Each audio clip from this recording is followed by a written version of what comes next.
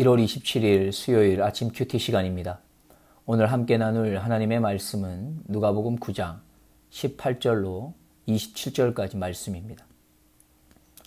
예수께서 따로 기도하실 때에 제자들이 주와 함께 있더니 물어 가라사대 무리가 나를 누구라 하느냐. 대답하여 가로되 세례 요한이라 하고 더러는 엘리야라 더러는 옛 선지자 중에 하나가 살아났다 하나이다. 예수께서 이르시되 너희는 나를 누구라 하느냐.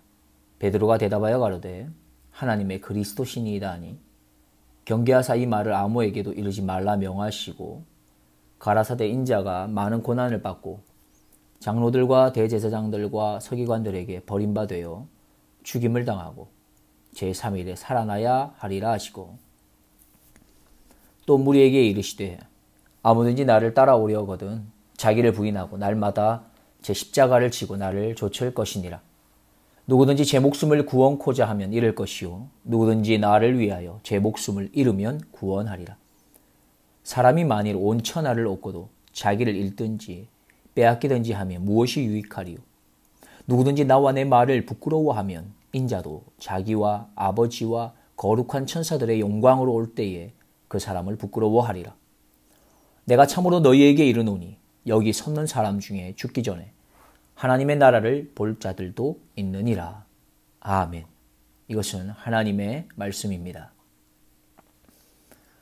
오늘 본문을 보면 예수님께서는 지금까지 숨기셨던 자신의 정체성에 대해 제자들에게 알려주십니다. 그런데 그 전에 하신 일이 있습니다. 무엇입니까? 기도입니다. 18절입니다. 예수께서 따로 기도하실 때에 제자들이 주와 함께 있더니 물어 가라사대 무리가 나를 누구라고 하느냐. 예수님께서 이 땅에서 공생의 기간에 얼마나 하신 일이 많았습니까? 얼마나 인기가 많았습니까? 아마 우리들의 분주함보다 훨씬 더 분주하고 바쁜 하루하루를 사셨을 겁니다. 그도 그럴 것이 자신의 인생에서 30년 동안 계획하신 것을 단 3년 만에 모두 쏟아 부으셔야 했기 때문입니다. 그렇게 바쁜 인생의 걸음을 걸어가셨지만 선택과 결정의 순간에는 언제나 기도의 자리를 찾아가셨습니다. 예수님께서 12제자를 부르실 때도 그랬고 변화산 사건이 있을 때 또 십자가를 앞두고 감람산에서 기도하실 때도 그러했으며 예수님은 사실 습관처럼 기도의 자리에 나가셨습니다. 누가복음 22장 39절입니다. 예수께서 나가사 습관을 좇아 감람산에 가심에 제자들도 쫓았더니 예수님께서는 중요한 선택과 결정의 순간에 기도를 먼저 하셨습니다. 바쁘고 분주한 가운데라도 습관에 따라서 기도의 시간과 장소를 우선순위에 두셨습니다. 예수님께서는 습관에 따른 기도에 훈련이 되어 있었기에 중요하고 다급한 선택과 결정의 순간에라도 기도의 자리로 나아갈 수 있었습니다. 만약 기도가 그렇게 습관처럼 훈련되어 있지 않았다면 다급한 순간에 먼저 일을 처리하는 것이 우선이라고 생각하지 않았을까요? 구약에 등장하는 블레셋과 전쟁을 앞둔 사울 왕처럼 말입니다. 사무엘상 13장 6절부터 12절 말씀입니다. 이스라엘 사람들이 위급함을 보고 절박하여 굴과 수풀과 바위 틈과 은밀한 곳과 웅덩이에 숨으며 어떤 히브리 사람들은 요단을 건너 갓과 길르앗 땅으로 가되 사울은 아직 길갈에 있고 그를 좇는 모든 백성은 떨더라. 사울이 사무엘의 정한 기한대로 이레를 기다리되 사무엘이 길갈로 오지 아니하매 백성이 사울에게서 흩어지는지라. 사울이 가로되 번제와 화목제물을 이리로 가져오라 하여 번제를 드렸더니 번제 드리기를 필하자 사무엘이 온지라. 사울이 나가 맞으며 문안하매 사무엘이 가로되 왕의 행한 것이 무엇이뇨. 사울이 가로되 백성은 나에게서 흩어지고 당신은 정한 날 안에 오지 아니하고 블레셋 사람은 믹마스에 모였음을 내가 보았으므로 이에 내가 이르기를 블레셋 사람은 나를 치러 길갈로 내려오겠거늘 내가 여호와께 은혜를 간구치 못하였다 하고 부득이하여 번제를 드렸나이다. 우리에게는 언제나 크고 작은 선택과 결정의 순간들이 찾아옵니다. 그러할 때 나의 생각이나 판단이 아닌 하나님의 선하신 뜻과 인도하심을 찾고 구하는 기도의 자리로 나아가는 것은 우리에게 너무나 중요한 것입니다. 그런데 이것을 모르지 않는 우리 그리스도인의 삶에는 기도보다 앞서서 선택과 결정을 하는 경우가 훨씬 많다는 이 사실을 부인할 수 없습니다. 기도가 선행되어야 함을 모르지 않는데 왜 우리가 아는 것과 우리가 행하는 것에 이렇게 큰 차이가 나는 것일까요?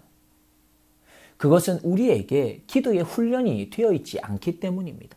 선택과 결정의 순간에 하나님께 나아가서 하나님께 묻고 하나님의 음성을 들으며 하나님께서 원하시는 것을 따르기로 결단하는 훈련이 되어 있지 않기 때문입니다.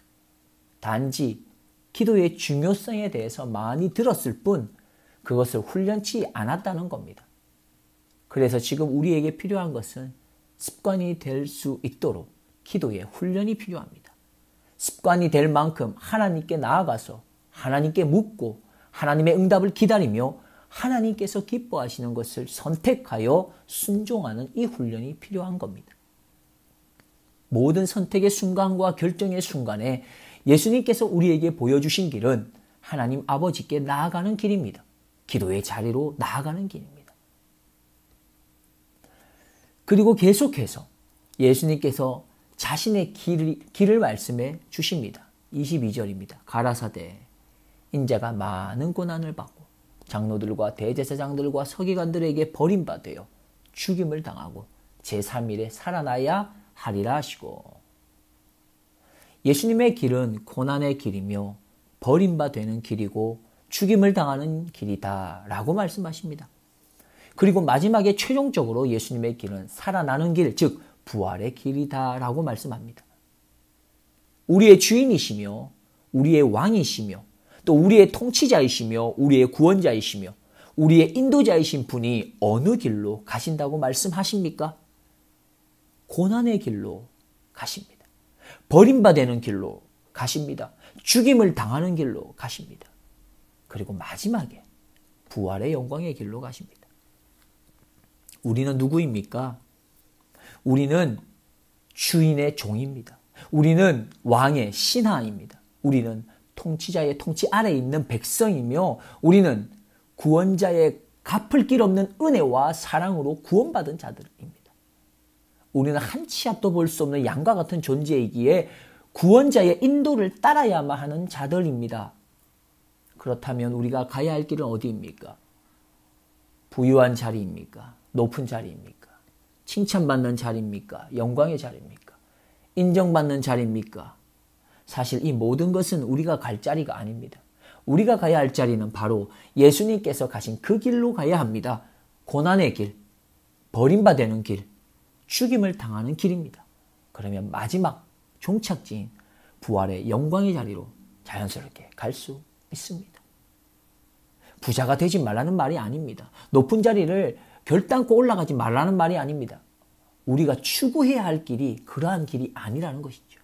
하나님께서 세워주시면, 높여주시면 그 자리에서 순종할 수 있는 것이죠. 그래서 예수님께서 오늘 본문에 다시금 우리에게 더 구체적으로 어떤 길을 가야 하는지 말씀해 주시고 있습니다. 23절입니다. 또 무리에게 이르시되 아무든지 나를 따라오려거든 자기를 부인하고 날마다 제 십자가를 지고 나를 좇을 것이니라. 여기에서 무리는 제자들을 말하고 있습니다. 제자들이 가야 할 길, 예수님을 따라오는 길에 대해서 예수님께서 구체적으로 이렇게 말씀하고 계십니다. 자기를 부인하라. 그리고 자기 십자가를 지라 말씀하십니다. 우리는 기도할 때마다 우리의 죄를 회개한다고 그렇게 기도합니다. 그러나 그 기도가 끝나면 우리의 회개도 끝나버립니다. 우리는 회개할 뿐 아니라 자기를 철저하게 부인하는 자리에까지 나가야 합니다. 하나님을 참으로 만난 사람은 자기를 철저하게 부인하는 자리까지 나아갑니다. 조지 휘필드는 믿음과 동시에 자기를 부인해야 한다고 말했습니다. 자기를 부인하는 것은 자신을 위해 살았던 옛사람을 십자가에 못 박는 겁니다. 로마서 6장 6절입니다.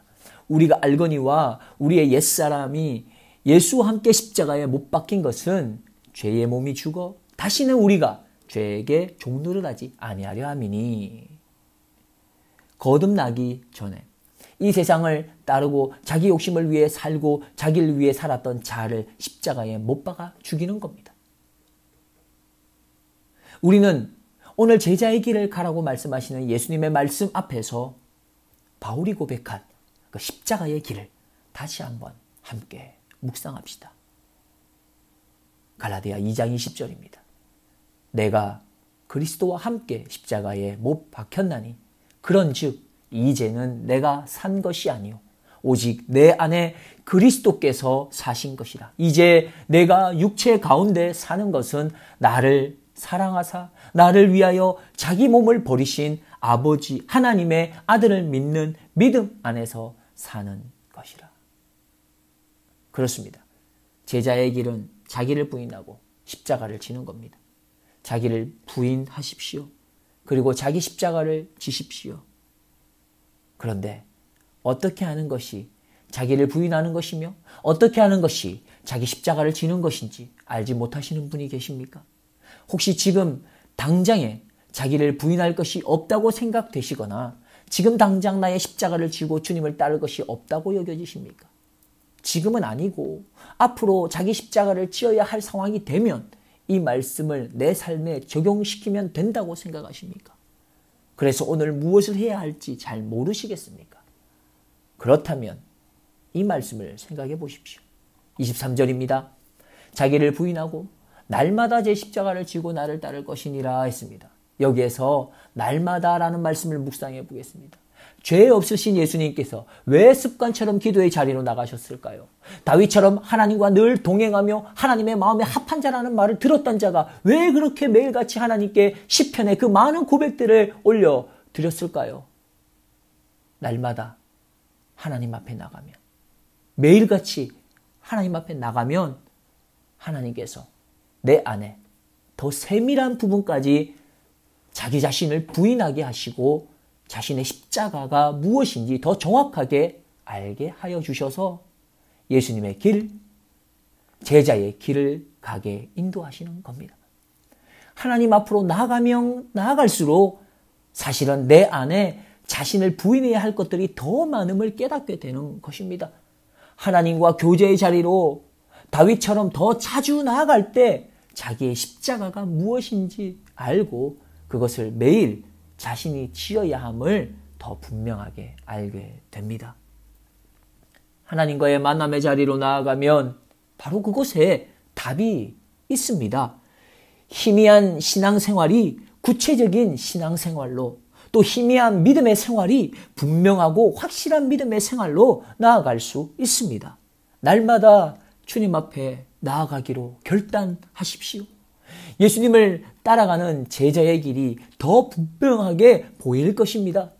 내 삶과 내 생활 속에서 내가 걸어가야 할 그 제자의 삶이 더 선명하게 드러나게 될 것입니다. 기도하겠습니다. 구원자 예수님을 보내어 주신 하나님 아버지 감사합니다.